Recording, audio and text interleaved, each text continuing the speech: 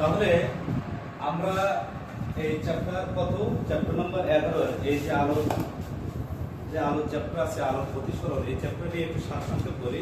সেটা হচ্ছে আলোক রশ্মি এক মাধ্যম থেকে যখন অন্য মাধ্যমে যাবে আসলে তার কিভাবে দিকটা পরিবর্তন হবে বা দিক পরিবর্তন হয়ে আসলে কোন পথে আলোক রশ্মি অতিক্রম করবে সেই ব্যাপারটা নিয়ে আমরা এই চ্যাপ্টারে ডিসকাশন করব।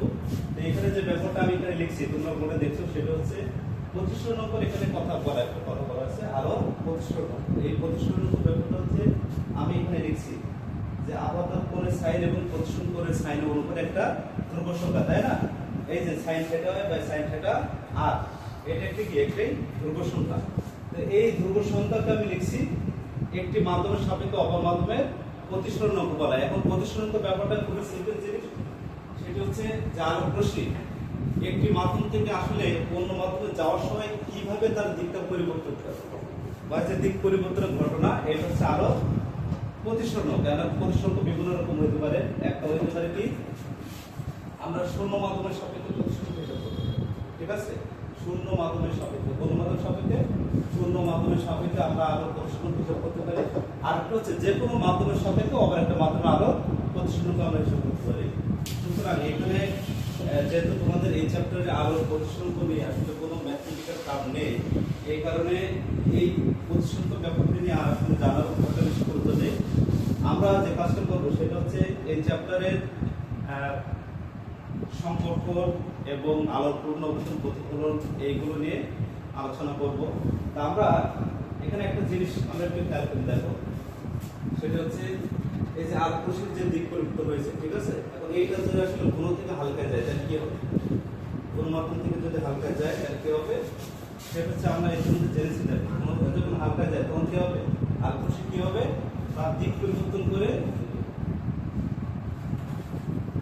তাই না? আলোক রশ্মি কি হবে? যেহেতু আলোর বেগটা বেড়ে যাবে সেহেতু কি হবে? অভিলম্ব থেকে আলোক রশ্মি দূরে সরে যাবে, তাই না? এখন এই সংকট করে ব্যাপারটা একটু বলবো। এই আলোক রশ্মিটাকে যদি আমি আরেকটু করে ঘুরাই, আলোক রশ্মি যদি আমি আরেকটু করে ঘুরাই তাহলে এই রশ্মিটা কোন বরাবর যাবে বলতো? এই রশ্মিটা অ্যাকচুয়ালি বিপরীত বরাবর যাবে। বুঝতে পারছো? কি বরাবর যাবে? বিপরীত বরাবর যাবে।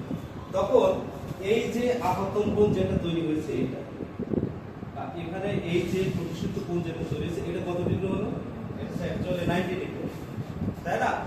আর এখানে এই রশ্মিটার জন্য এখানে এই রশ্মিটার জন্য আমাদের অভিমুখ হয়ে গেছে। এই রশ্মিটার জন্য এইটা কি হলো? এইটা ঠিক আছে, এটাকে সম্পর্ক কোণ বলে। তারপরে আমরা এখানে বলতে পারি যে আপতন কোণের যে মানের জন্য প্রতিসরণ পরিমাণ কত ডিগ্রি হবে? 90 ডিগ্রি। এই কোণটাকে কি কোণ বলা হবে? সম্পর্ক কোণ বা ক্রান্তিক সম্পর্ক অথবা কি কোণ বলা হবে? ক্রান্তিক কোণ। তাহলে সম্পর্ক কোণের সংজ্ঞাটা আমরা কি বলতে পারি? আপতন কোণের যে মানের জন্য প্রতিসরণ পরিমাণ কত ডিগ্রি হবে? 90 ডিগ্রি হবে। তাহলে সেই কোণটাকে বলবো আমরা ক্রিটিক্যাল অ্যাঙ্গেল, সংকট কোণ বলবো। এখন শোনো, এই রশ্মিটাকে যদি আমরা আরেকটু ঘোরাই, এই রশ্মিটা যদি আমরা আরেকটু ঘোরাই তাহলে এই রশ্মিটা পুনরায় কোন মাধ্যমে ফিরে আসবে? আবার কত মাধ্যমে ফিরে আসবে? তখন এইখান থেকে এই যে রশ্মিটার জন্য কিন্তু আরো পূর্ণবর্তী প্রতিফলনের সৃষ্টি।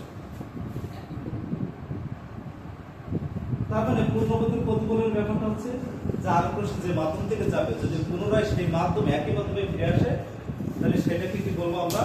পূর্ণ অভ্যন্তরীণ প্রতিফলন, আলোর পূর্ণবর্তী প্রতিফলন। তোমরা জানো রংধনু কি কারণে সৃষ্টি হয়? রংধনু অ্যাকচুয়ালি সৃষ্টি হয় পূর্ণ অভ্যন্তরীণ প্রতিফলনের। এই যে আমরা সাদা রং দেখি সূর্যের, এটা কি কারণে হয়? এটা হচ্ছে পূর্ণ অভ্যন্তরীণ প্রতিফলনের ক্ষেত্রে হয়। আমরা জানি সূর্যের কয়টা রং আছে বলতো? 7টা রং আছে। 7টা রং কি কি দেখতে পারি আমরা?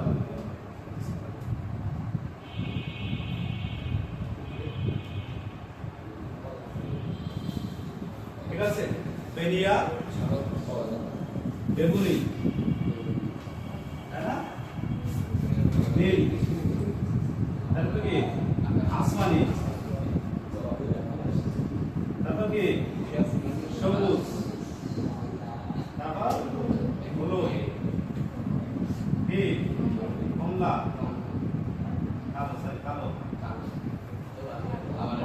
আকাশ,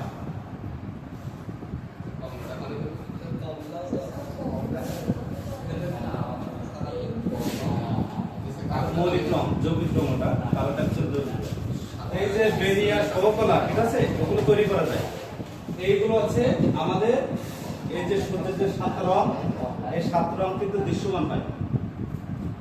7 রং দৃশ্যমান হয়। কি কারণে দৃশ্যমান হয় সেটা হচ্ছে আমরা জানি যখন জলীয় বাষ্প হয় তো জলীয় বাষ্প মধ্যে কি হয়, জলীয় বাষ্প যে ফোঁটাগুলো এমন থাকে প্রিজমের মতো একটা। তো জলীয় বাষ্প ক্ষেত্রে আলোক রশ্মি যখন এটার মধ্যে যখন সূর্যরশ্মি যখন যাবে তখন কি হবে, যে মাধ্যমে যাবে আবার পুনরায় কি সেই মাধ্যমে ফিরে আসবে, ঠিক আছে। তো এরকম একাধিক জলীয় বাষ্পের ক্ষেত্রে যখন আলোর পূর্ণগতির প্রতিফলন হয় তখন এইখানে কি হবে, একটা রংপুরের সৃষ্টি হয়, 7টা রঙের একটা রংপুরের সৃষ্টি। আমরা এইভাবে আসলে এই রংপুরের ব্যাপারটা এইভাবে আসলে রিয়াজ করতে, সেটা হচ্ছে আলোর পূর্ণগতির প্রতিফলন করে সৃষ্টি হয়। তবে আমাদের এই চ্যাপ্টার সবচেয়ে গুরুত্বপূর্ণ ব্যাপার আছে এই পার্ট, ঠিক আছে, যে আলোর পূর্ণগতির প্রতিফলন কিভাবে সৃষ্টি হচ্ছে এটা আমাদের বুঝতে হবে। আর আমাদের এখানে যে স্থানীয় যে সূত্র লিখছিলাম এই সূত্রগুলো লাগবে, এবং এই চিত্র কিন্তু তোমাদের পড়ছিল না আচ্ছা পড়ছিল, এ পড়বে, এটা পড়ার মতো, এটা পড়বে, ঠিক আছে। তারপরে আমাদের এখানে আর কিছু ব্যাপার নিয়ে আলোচনা, সেটা হচ্ছে মাছের যে দৃশ্যমান জায়গা, আমরা যেখানে পানির নিচে মাছ দেখি কিন্তু মাছ আসলে অ্যাকচুয়ালি কোথায় থাকে, আমরা যেখানে দেখি ওইখানে দেখি না, তার থেকে একটু উপরে, তার থেকে একটু উপরে দেখি, কেননা ওখানে এই যে প্রতিসরণের ক্ষেত্রে আলোক রশ্মি যে বেঁকে যায়, এই বেঁকে যাওয়াতে আসলে আমরা মাছের প্রকৃতি জায়গাটা বুঝতে পারি, ঠিক আছে। ঠিক আছে, আমাদের এই পর্যন্ত আলোচনা থাকলো।